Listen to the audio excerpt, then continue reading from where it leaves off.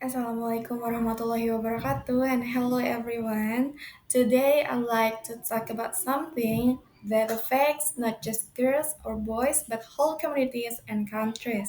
It's called gender disparity in education.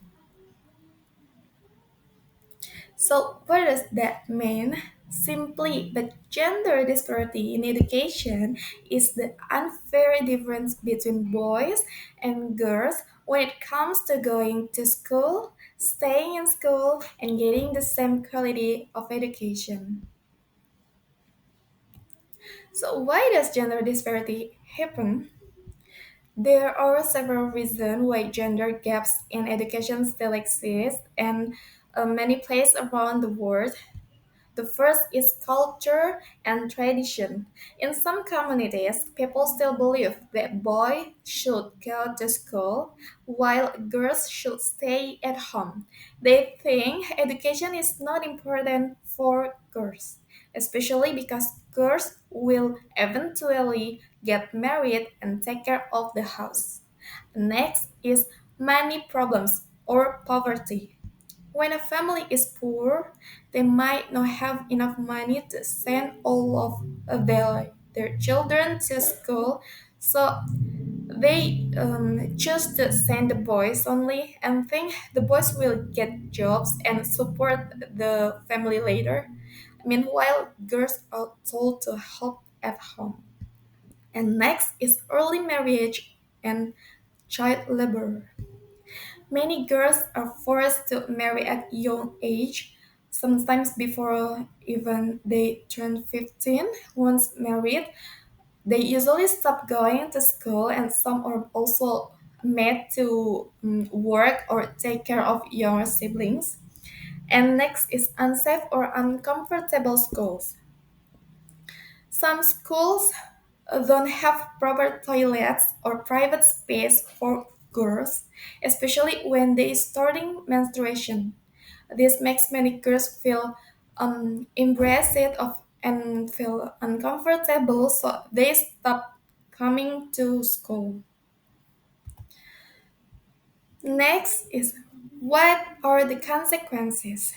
Gender disparity in education affects not only girls but the whole society. Here's how. First, lower literacy and job opportunities. Girls who don't get an education are more likely to grow up without being able to read or to write. This means fewer chances to get a job, earn their own income. And the second is weaker economy. When millions of girls are left uneducated, the country loses a lot of talent and potential workers. Research show that educating girls can actually help a country grow economically. Next is health and family life. Educated women are more likely to care of their children, hold know about hygiene and understand how to plan their families better. This leads to healthier families and fewer cases of child marriage. And next is social injustice. When boys and girls don't have the same chance and education, society becomes more unequal and girls are left behind. And this creates unfair system that continue for generations. Where is this happening? Although many countries have made good progress, gender disparity in education is still a big problem in sub-Saharan Africa and South Asia and at parts of the Middle East. In some countries, girls are not even allowed to go to school after a certain age. But on the other hand, in some developed countries, boys are starting to fall behind, especially in reading and writing. So this is a two-way issue affecting both gender in different way. So what can be done to solve it? First, make education free and compulsory. Government must take sure that every child, boy or girl, can go to school for free. It should also be mandatory by law. Next is give scholarship and support to girls. Poor family needs help. Giving scholarship, school meals, or cash reward can help girls stay in school longer. Third is educate the community. We must teach parents and communities that girls' education is just important as boys. Religious leaders, teachers, and local leaders can help the way people think.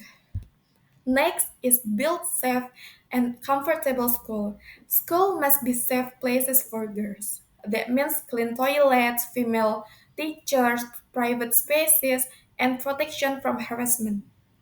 And the last is share role models. We should show example of successful women like doctor, teacher, engineer who were able to achieve their dreams through education, and this is, can inspire young girls to dream big. And for the conclusion to end this talk, let me remind you gender disparity in education is not just about unfairness, it's about lost potential, weaker families, and slower progress for everyone. When we educate a girl, we not just helping one person, we helping the future children, her community, and her entire country. As the African proverb says, if you educate a man, you educate an individual. But if you educate a woman, you educate a nation. So let's make sure every child, no matter the gender, has the right to go to school and chase their dreams. Thank you so much for listening. Wassalamualaikum warahmatullahi wabarakatuh.